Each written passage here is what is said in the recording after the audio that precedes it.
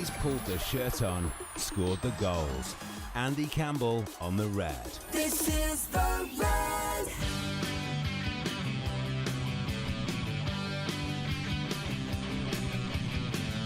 Oh, just getting all up and sorted, mate. We're here. We're live again. How are you? Looking pretty chilled, pretty cool. Yeah, good evening.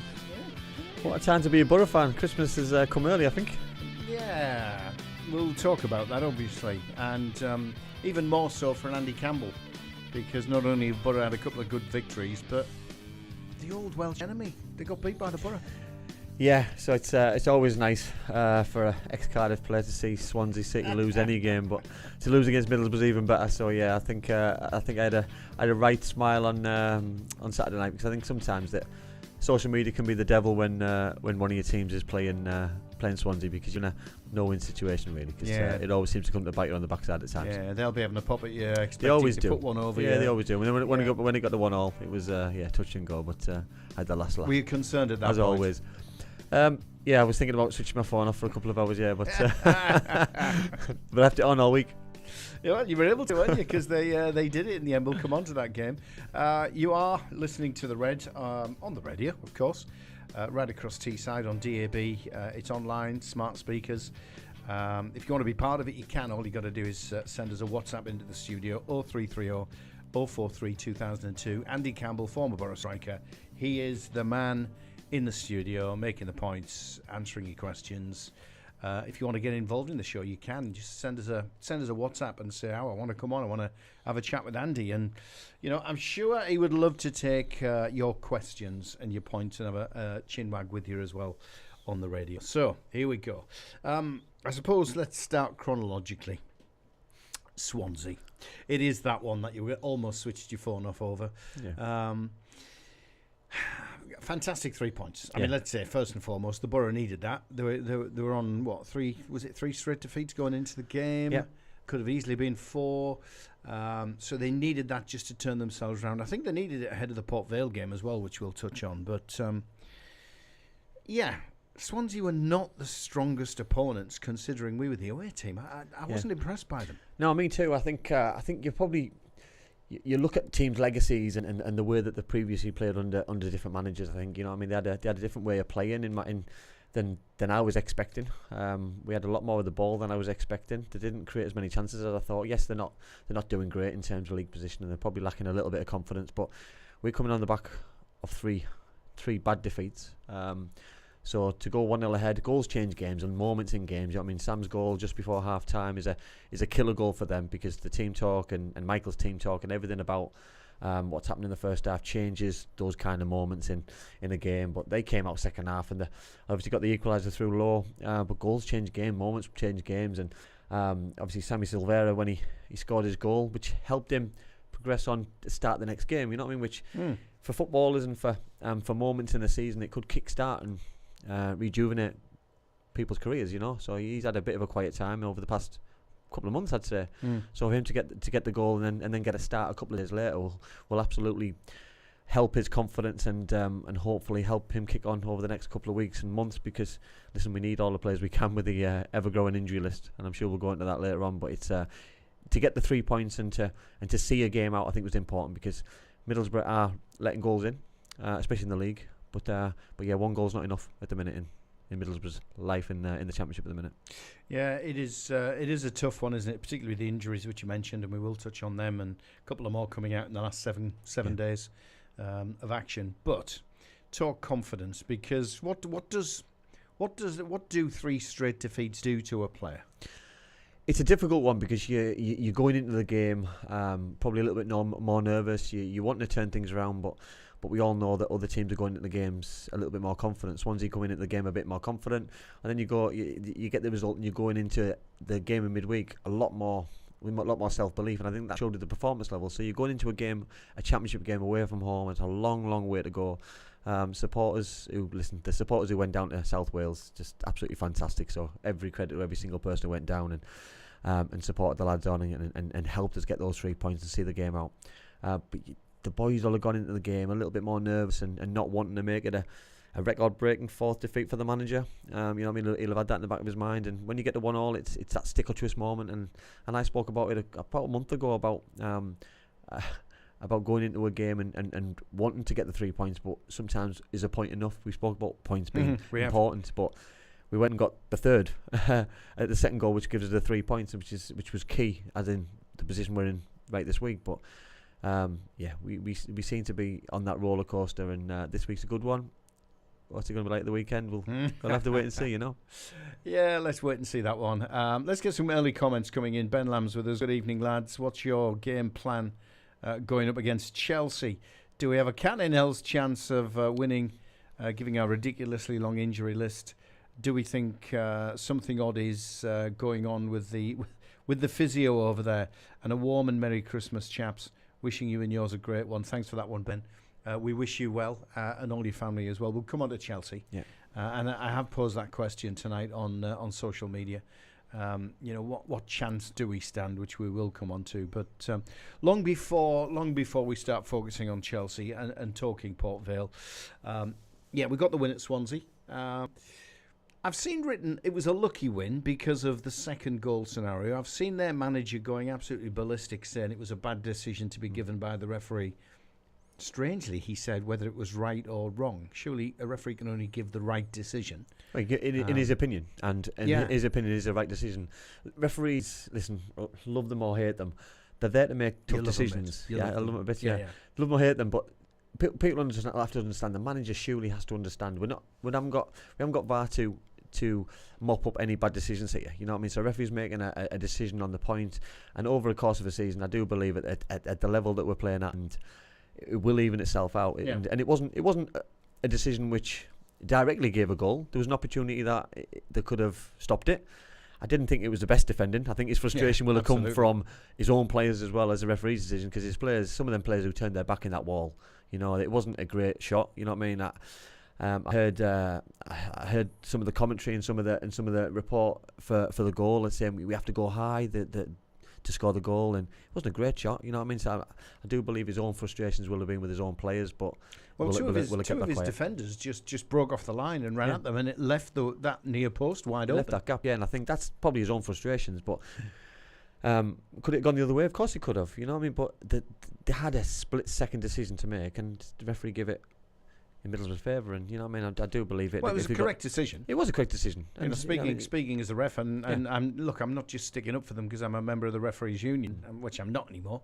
But it was a pass, and this is where a lot of players got confused. Everybody talks about, was it a back pass? Yeah. It doesn't matter. There's nothing in the laws of the game that says back pass. Yeah. It is a ball that's being played deliberately by a teammate that the goalkeeper picks up in his penalty area. And was that ball played deliberately back to the goalkeeper? Yes. Yeah. Did he pick it up? Yes. End of story. He didn't have to do it. He did.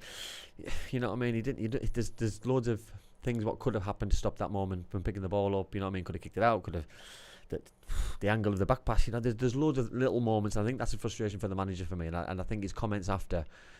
Listen, it's the best thing being a football fan. Listen to comments straight after the game, because your manager's hyped. He's frustrated. He just got beat 2-1 by a moment of madness.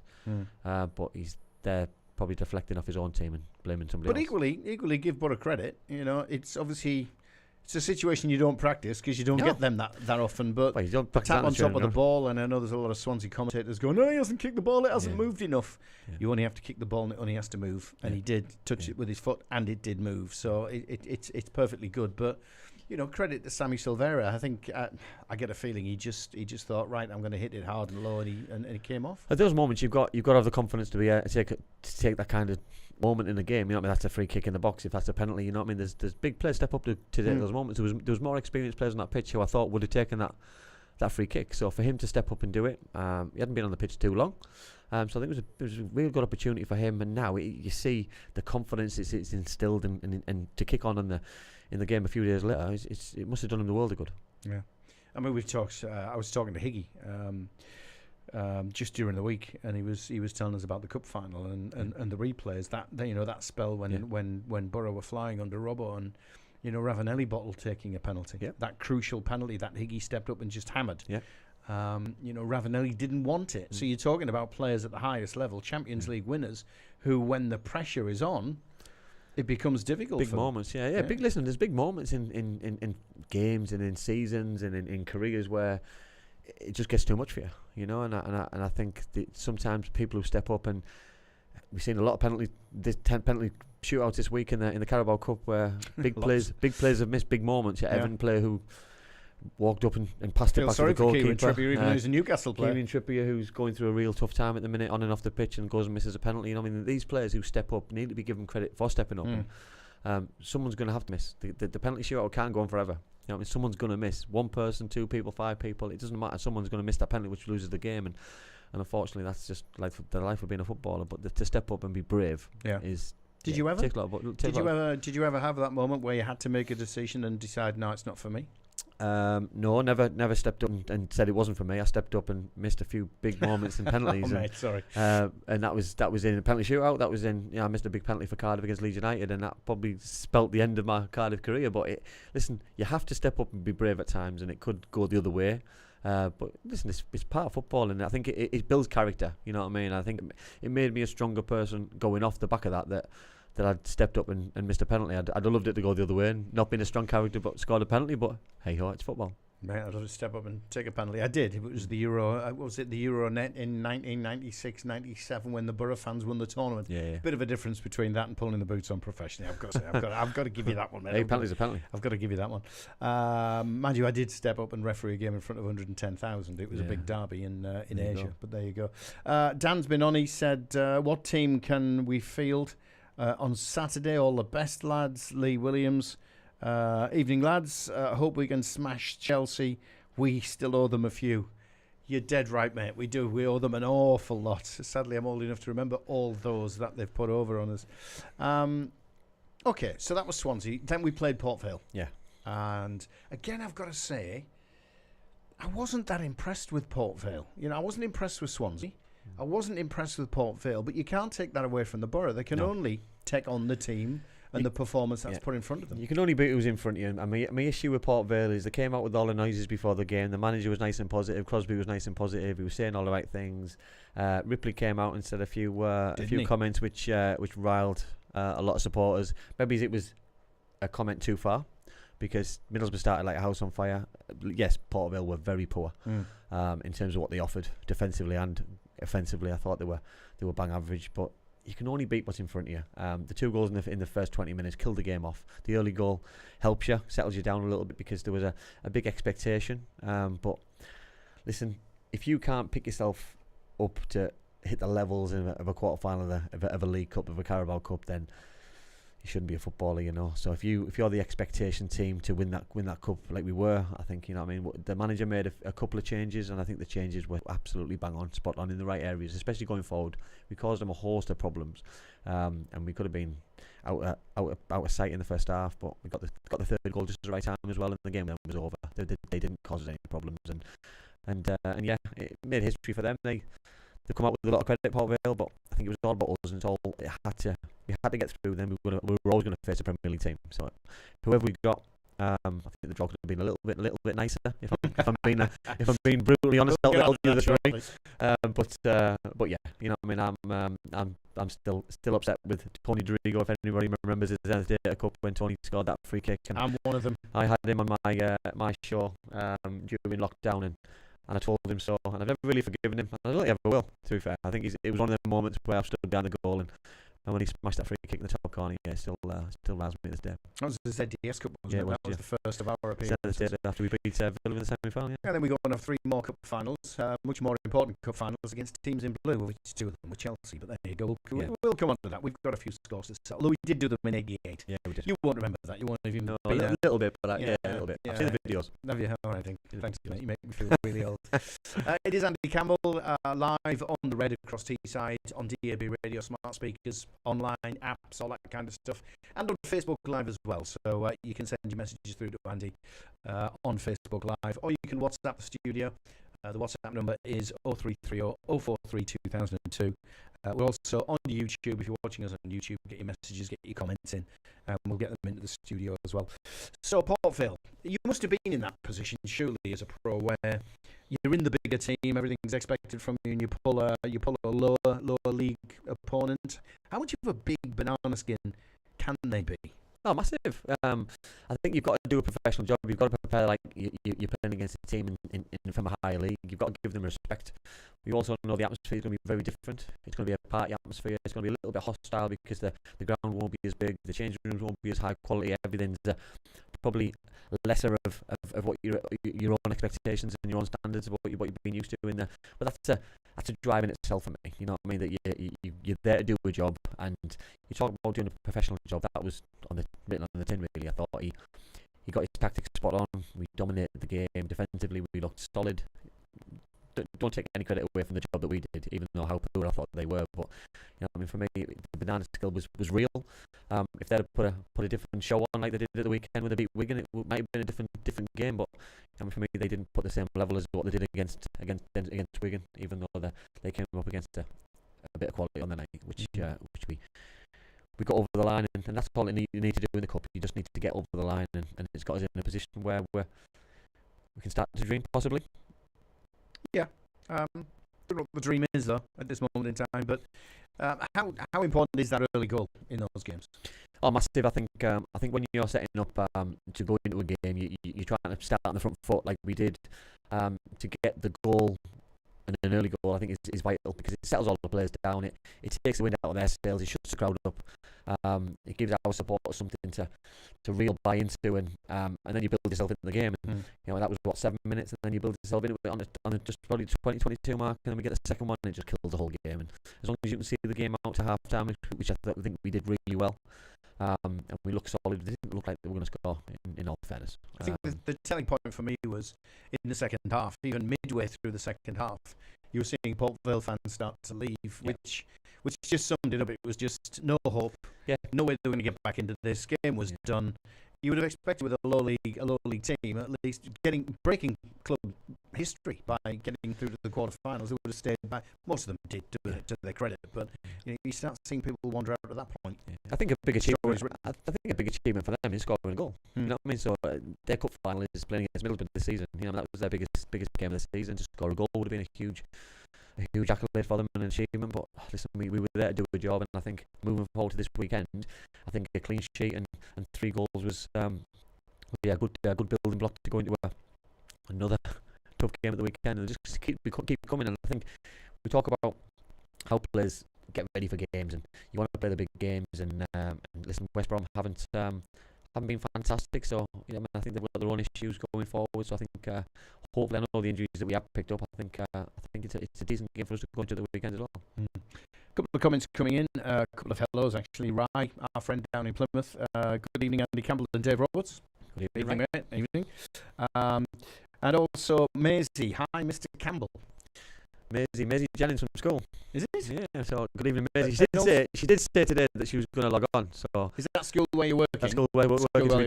Not school where you were with Maisie as a school. So that's one of my students in year 9. So good evening, Maisie. Oh, well, there you go, Mr. Campbell. I like it. Keeping it real. Very formal. She did say she was going to call me Andy, so she's done well to keep it real. And is it sort of school where it's Mr. and Mr. and Sir, yeah. Oh, right. Excellent, like it.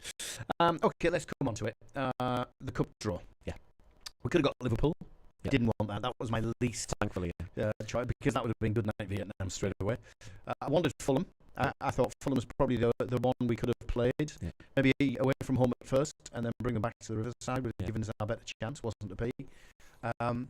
Chelsea. Do we stand a chance? In football, you've always got an opportunity. I think the issue for me is the 2 legs. Is the second leg. The second leg being away from home, I think, is going to cause us a little bit of a problem in terms of how we go about the whole 2-legged affair. You know, I mean, we've got to go to Chelsea with something. We can't afford to go there behind. I think we've got to be ahead going into that game. We've got to give ourselves some kind of hope going into the game. When we played Liverpool back in the day, we've hung on. We 2-1 down. We come at home. It's a different scenario. But going away from home in the second leg, we've got to give ourselves an opportunity and something positive. I'd have loved to see us play Fulham. I watched a little bit of the Everton Fulham game, and I thought that's the tie I wanted. Whoever won that game, that's the tie that I wanted, because our game was done and dusted with by the time penalties were getting played. And didn't want Liverpool. I didn't really want West Ham, in all fairness. yeah, Chelsea for me, they've got some good young players, got some England nationals, they've got some experienced players, and listen, I think there's an opportunity for us to upset them, but in a two-legged affair, I think it's going to be very difficult. We talk about the class that Middlesbrough came through against Port Vale. If Chelsea come up and raise their levels in any of those two games, or both of them two games, it's going to be a very difficult game because they're packed out with international players, and they've got a very good manager. They work a lot harder than they have done previously, I believe, with the new manager coming in, and I do believe he's changed their mindset this season, and I'd have been a little bit more confident playing Chelsea last season than I am going to play them this season. In all fairness, yeah. The fact it's a game in January. Yeah. Maybe that just gives us a first leg maybe too soon to get a lot of the injuries back. Second leg, another couple of weeks after that, so maybe we can. There is the question of the AFCON tournament, which is going to pull the likes of Senny Dieng out as long as he's fit. The international games are going to pull the likes of McGree out and Sammy Silvera out as long as McGree's fit, and we're hearing that he's not far away from returning. But Chelsea themselves could have some big names missing. Yeah, is that? Yeah, not totally. I think. Listen, Premier League have got Premier League squads for a reason. You know what I mean? They've got strength and depth, and they'll come very strong. You know what I mean? Listen, it's the semi-final cup chance to get to a major final at Wembley, so they will come to the Riverside strong, and they'll hit us hard in the second leg if needs be, even stronger.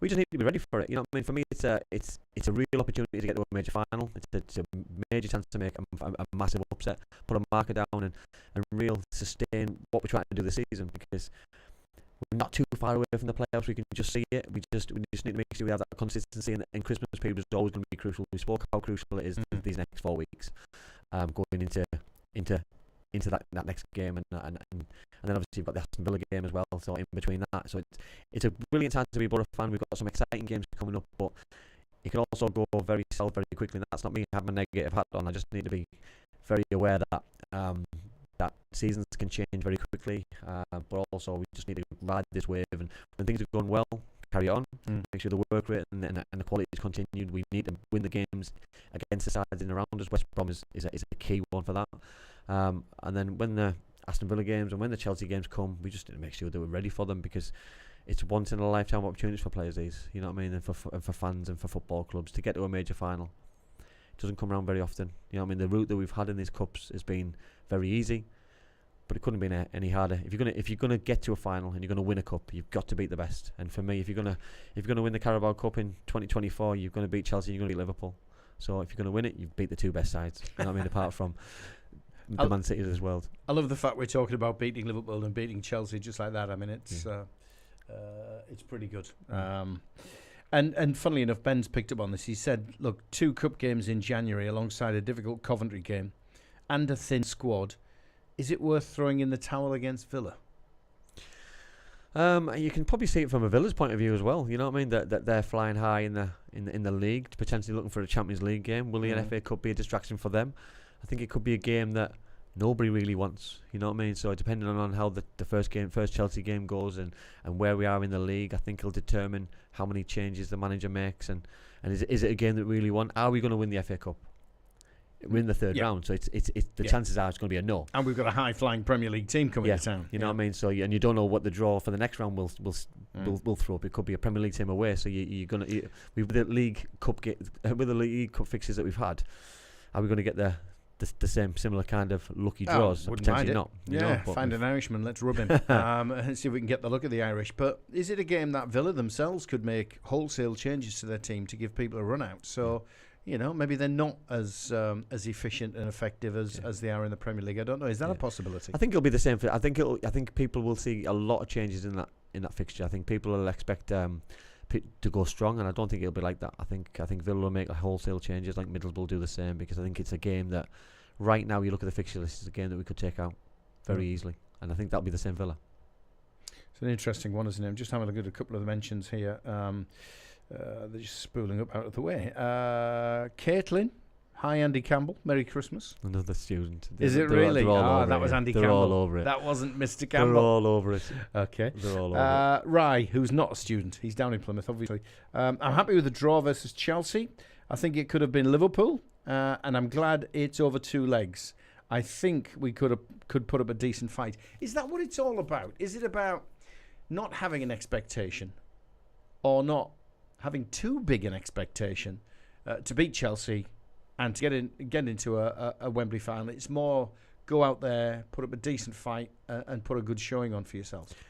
That's what it is for me. I look at Nottingham Forest, Man United last year in the semi-final, and Forest got beat. Was it 8-9-0 in aggregate or whatever it was, 4-0 and 5-0 or whatever? And I want us to go there and be into the second leg and give some hope to the supporters. If we won the first leg, can we hang on, and can we make that massive upset? Because for me, one game, I think you can win one game. Anybody can beat anybody on their day. But over 2 games, you've got to show that class. You've got to show that determination. You've got to show different tactics and a different way of playing. Because there's no way in the world a championship side can hang on in 2 full 90-minute games against some quality that Chelsea have. So for me, I think if you beat them over 2 legs, you've thoroughly deserved it.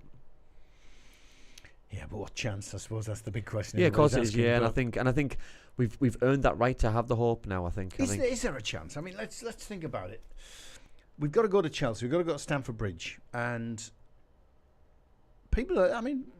clubs have gone down there and they've beaten Chelsea. I mean, they're not the Aston Villas. They're not the Liverpools. They're not the Manchester Cities. No. They're not the Tottenhams or Arsenals in terms of current form. They're up there, but they're not firing on all cylinders. If we hold it, if we keep it tight, let's just say the beat is 1-0, 2-0 at the most. Have we got something to fight over then when we get back? I think as long as if we can take something, for me, if we can take something at home, if that's even the goal, and we're 2-1 down, or we're 1-0 up, or we're drawing and we go into the second game, I think we've just got to see how things go in the tactics, because they are going to score. I can't see them going 2 games without scoring. I'm going to say, can we hold on in that second leg at Stamford Bridge? I suppose that's the question. It's going to be a tough one. I think I can't see them not scoring at home. You know what I mean? They knocked on the door against Newcastle. They kept knocking, and they got the goal right at the death, and they earned the penalties. And once that goal went in, I could never see Chelsea losing that fixture, because they just blew the wind out of Newcastle's sails, and you could just see the confidence just die out of them, which is such a shame to see that of footballers. But so does that goals mean change games? Does that then mean we've got to win at the Riverside? I believe so. We've got to beat them at the Riverside, even if we held out and had took down a goalless draw or a 1-1 draw, whatever it is. Yeah. You think we need to beat them? I believe we've got to take a win from the Riverside, and for me, it doesn't matter how many. If that's 1 or if 2 would be absolutely amazing. But for me, we just got to hang on to something, because can I see us drawing twice? No, in all fairness, I can't. We're playing against a Premier League side, and they earn the right to quality. I think we could beat them in a one-off game. I do believe that. We've beaten Tottenham at home a couple of seasons ago in the FA Cup, so I believe at the Riverside we can beat anybody nowadays. Fans will raise a game, players will raise a game, and we'll be ready for it. But going down to Stamford Bridge is a different animal altogether. Yeah, I got a bit confused as well. I was mixing. I'm thinking back at '88 when we went down there first, didn't we? And we had them here first. Yeah. We did them 2-0. Went down there, lost 1-0. Yeah. Jury scored for them, I think it was. Did, yeah. So the Boro relegated Chelsea in the playoffs, because that's the old system was. Yeah. They were in the Premier League equivalent. It was the first division then. Yeah. But they still took part in the end of season playoffs. Yeah. And we went up and sent them down. So, look, it's a big ask. We'll come on to that very shortly, but it's time for a quick break. Catch up with some sports news right here on the Red.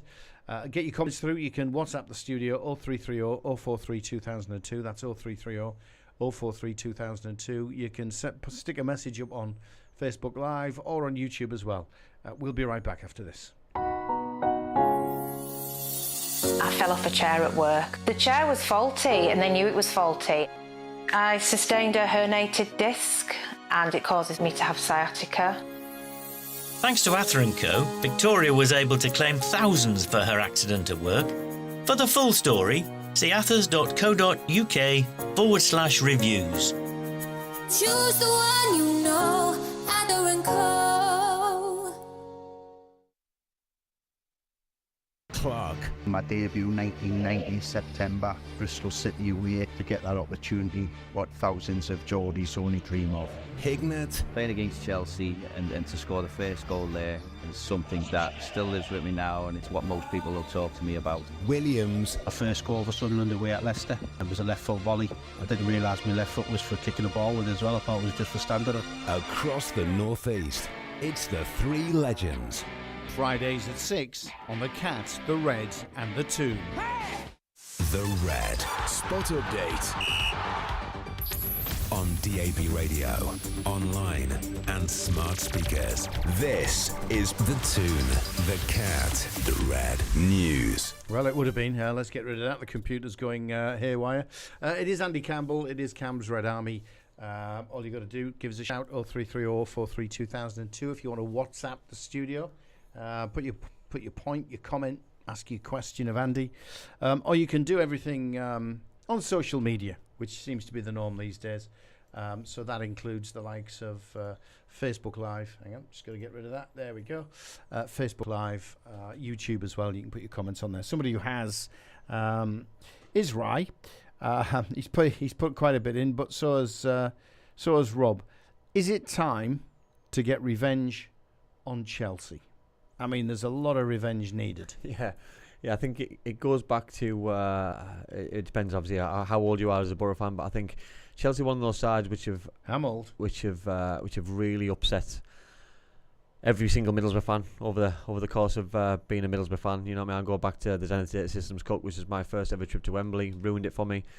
Being as a player in the Coca-Cola Cup, when Eddie Newton scored, being in the FA Cup when Di Matteo scored after it felt like 5 seconds. You know what I mean? And personal gripes for me because 42 seconds. Yeah, I wasn't in the 16 for that, so I was walking up to my seat in a bad mood anyway. Yeah.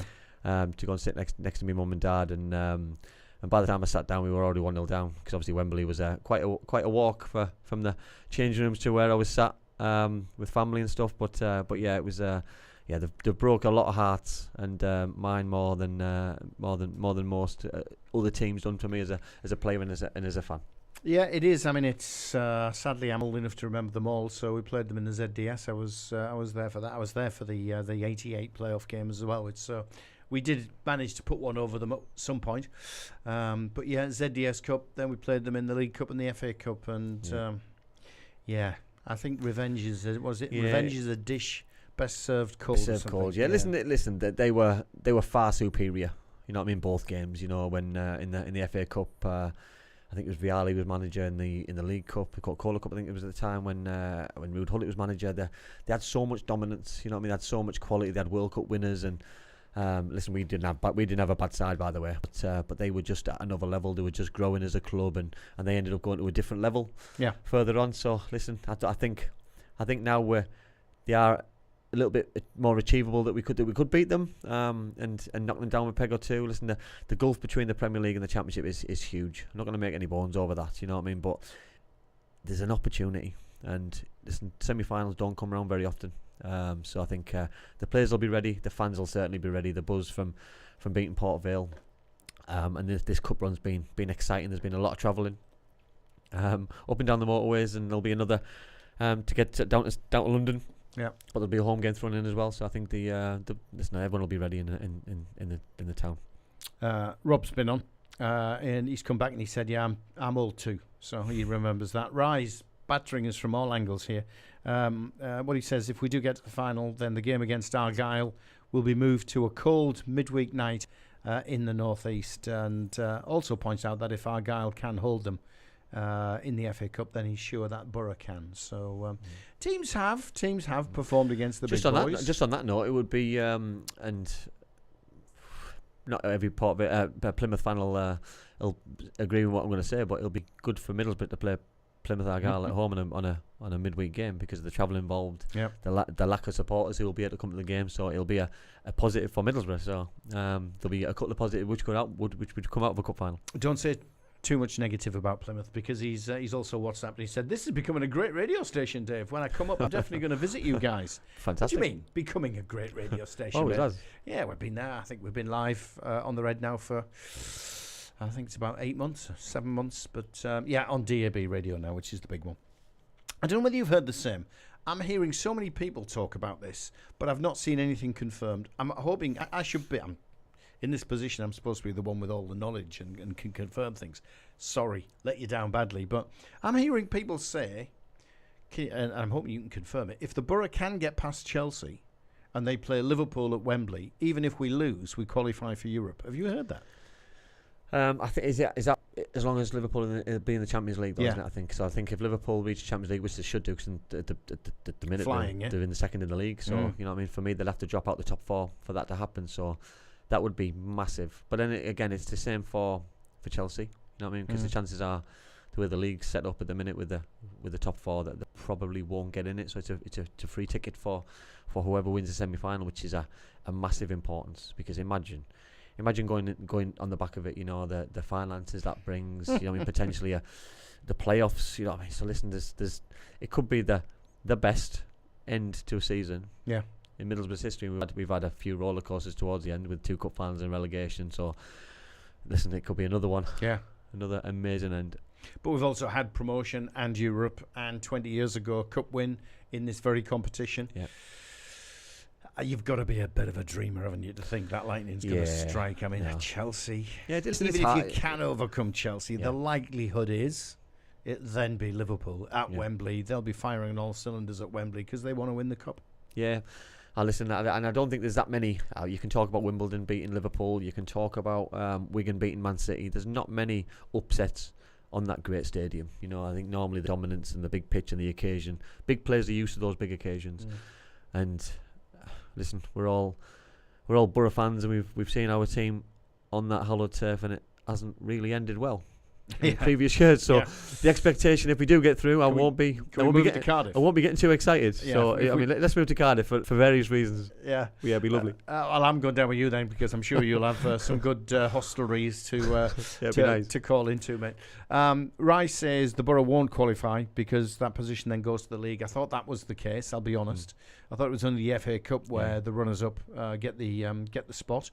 If that happens, but I don't know. I wasn't sure if there's so many people been talking about it. I don't know if things had changed, because the competition rules change all the time, always, don't they? And you know, it's now going to be no 2-legged semi-finals next year. You know, there's no extra time this year, so they change all the time. So I'd like to get the definitive on that, but not to be.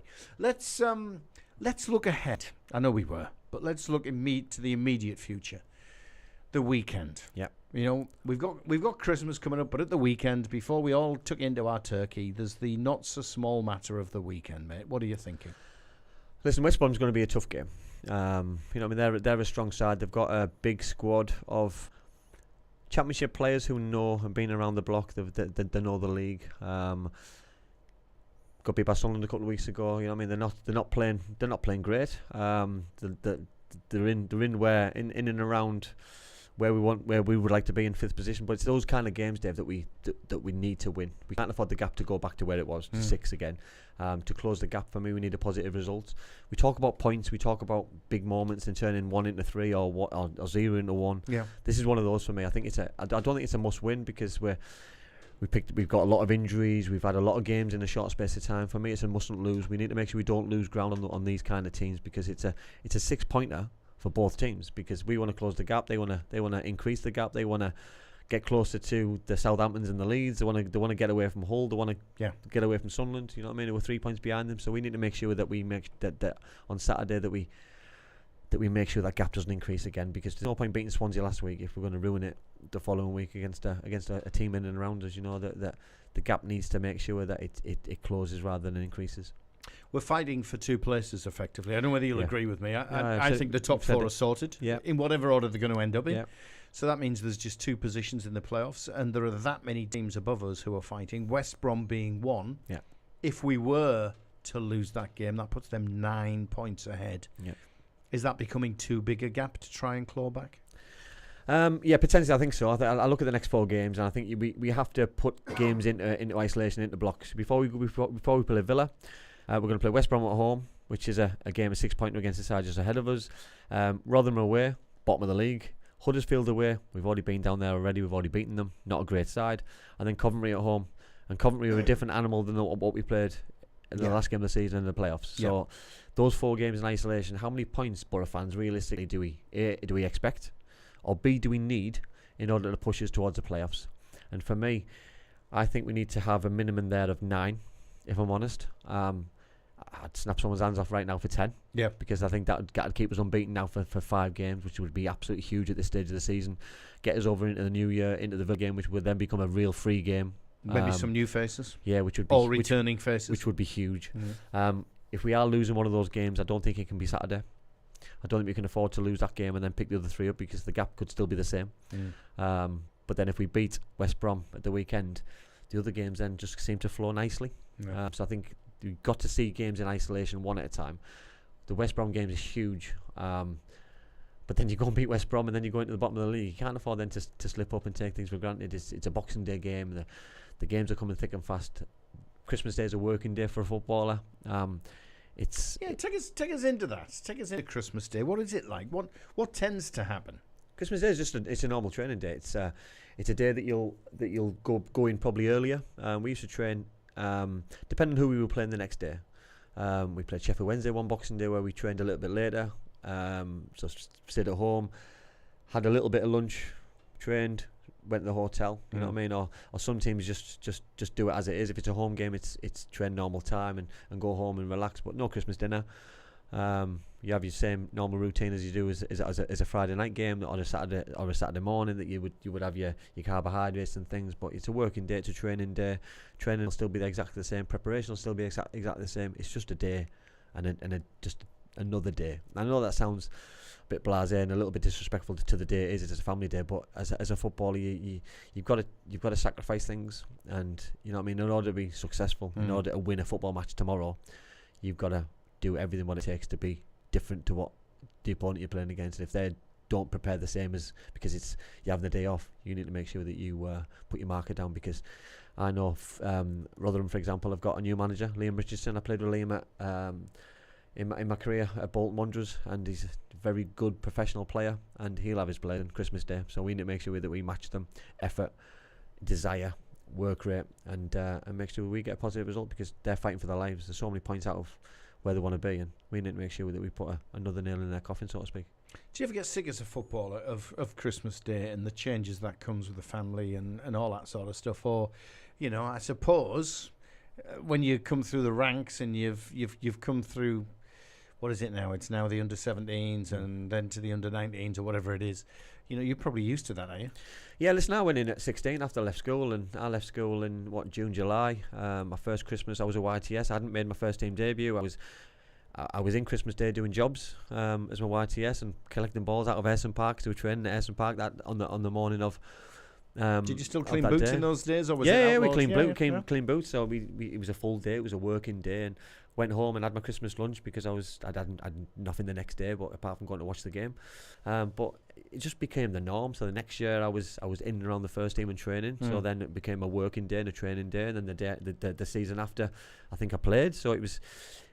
You want to play on Boxing Day. If you want to play Boxing Day, you sacrifice Christmas Day as another day, and it's not as nice when you become a parent. I'll be honest, because when I became a parent at Cardiff and Christmas Day became a working day, you felt a little bit guilty, felt a little bit of that you're letting people down. But I did tend to send the family back to Middlesbrough and back home, and then just be on my own and sacrifice a lot more than I did, which I think was key for me, that I was there to focus, there to concentrate, and family can go and do what they want and have a nice family Christmas together and just be individualise myself. And do you get to have almost your own Christmas Day at another time? I mean, when are you able to let the hair down a little bit and just enjoy some time with the family at that time of year? Probably before or after, you know what I mean? Probably after New Year or before, the week before, I think, I think you can probably have a good meal and a good feed and make sure you celebrate it properly. But also realise that day is still important for your wife, your girlfriend, your parents, your kids, and understand that that's really important to them as well, because they don't make the same sacrifice that you have to, you know what I mean? That can still have a drink, alcohol drink, and still stay up late or prepare differently than what you need to and get to bed at a right time or prepare the next day. You know, it's really key and important that you do the right thing, and it's one day a year, you know what I mean? And when you retire, you can enjoy it all you want. As no doubt you are doing and about to do. I think your dad's been on. Oh. Nervous. He's a real ray of sunshine, he is. Oh, he is, yeah. He's a bundle of laughs sometimes. Yeah, since 2007, we've played Chelsea 9 times, won none, drawn none, lost 9 goals, against 20, 4-0. History's not good. As the song says, though, things can only get better. Yay! Yeah, but those stats aren't great. Those stats aren't great at all. Is he a good stat, or your dad? Yeah, he loves his stat. Yeah, but I think there's a Middlesbrough fan who's very hurt by Chelsea. Yeah. And would love nothing more to get one over them. But Chelsea over that time have evolved massively. You know what I mean? The Abramovich and they've kicked on to another level. They're still at the level with big owners spending a lot of money. Stamford Bridge is evolved as a football ground. The day that you were there to see them getting relegated, the players, the wages. Listen, they should reach the final. No bones about it. They should beat Middlesbrough over 2 legs. They should get there. They should be able to beat Boro over 1 leg at the Riverside. Yeah, they should. But there's a little chance that we could upset the apple cart and we could get to Wembley. And every fan's got to hold that hope. But that hope can only be there if we have something to hang on to from the second game, and that's in between obviously an FA Cup game as well, which looking at the fixtures we could do without. Due a win. Rob's pointed out that even though it's such a dire record, that means we're due a win, surely. We're due a goal. We're due a goal, so if we score, we've got a chance to win. So if you don't score, you can't win. You know, and if you're letting 20 goals in, you're never going to stay into a game. So if we can get something, if that's an early goal, if that's a late goal, if we can just hang on to something and get a win, if that's 1-0, whatever that may be, however that may look, I think we probably are due something, Rob. Yeah, I agree. But listen, look at the Liverpool game, which we lost at Anfield 2-1. We got an early goal, and then we got another early goal. Obviously, Marco pulled up with the goods on his first game. We just need something. If that's something to upset Chelsea early doors, like we did against Port Vale, and we've done in other rounds this year, we need something special. But big players step up in the big games, big occasions, and who will be the Boro hero come January? Hopefully 11 of them, 16 of them. But let's say that hopefully we have 11 out there, because the way this is going the way this is going next 4 games, we need all the help we can get with players. It'll be the kids going shortly if we pull any more injuries. One last point, which I was asked earlier, and I just wanted to ask you, because it is that time of year.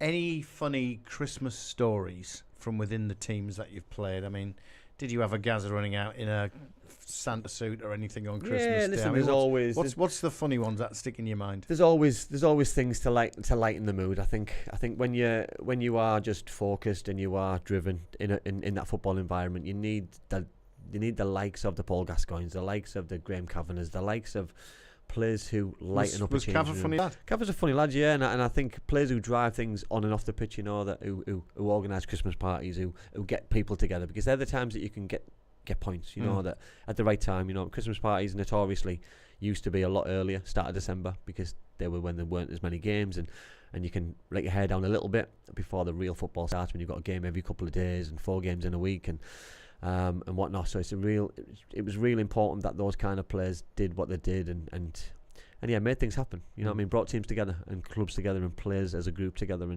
and it was a good time. We played hard, but we probably partied even harder at Middlesbrough and Cardiff. So yeah, it was a great time to be alive. So no stories of a Gazza putting a golf cart into the lake or a bus into the wall or anything like that? No, that would normally happen just randomly and just random times, not at Christmas time. Just Gazza just did that any time he wanted it. Yeah, well, it's typical of him, isn't it? So come on then, we've got to finish with predictions. What are you expecting, West Brom? I'm hoping West Brom turn up like they did against Sunderland and just don't lay a glove on them. But I think they realise the importance of this. They won't come into this game and on the back of what they come off and look at us on the back of two very good victories from our football club. So my heart's probably telling me one thing, my head's telling me another. I'm going to go win, because I think we've worked too hard this week to throw the towel in now, and then we can go into Christmas and real see what happens and have good endeavour. I'm going 2-1. 2-1 Boro. Yeah. Good. Like that. Well, look, mate, it just leaves me to say Merry Christmas. Yeah, Merry Christmas, everybody. Time. Yeah, no, thanks for this year. It's been fantastic. We have got another show in between the new year. Hopefully we're on the back of a couple of wins, which would be nice, but let's see. Indeed. Andy Campbell, it is Cam's Red Army. Thank you, mate. All the best, and we'll catch you next week. Next Thursday, we're next Thursday, aren't we? No time off. There's no rest for the wicked. No rest for the wicked. No, indeed. Andy, cheers, mate. All the best, and go and enjoy yourself. Always. Cheers, mate.